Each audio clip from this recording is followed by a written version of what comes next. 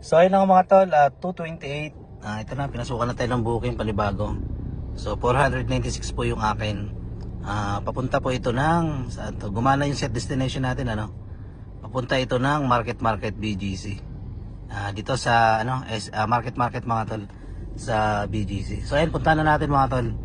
1.7 kilometer ang layo niya at 7 minutes yung pick up. So game, punta na natin. Diyos mga tol, kinancel ang pasahero ko. Kung kailan pa palapit na ako, kinancel bigla. Why naman, passengers, bakit mo naman kinancel? Ayun na, may paparating ulit. Booking. Op, yun, ayun. 459, saan papunta to? Saan papunta to? Kinancel niya eh. Kanina eh. Dito lang. Hindi na papunta. Kanina pa BGC yung kanina eh. Saan ba malapit no?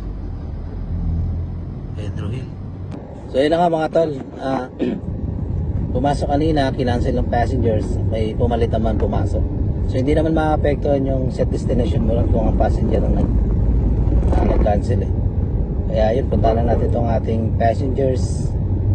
At bilisan natin, baka mamaya cancel na naman.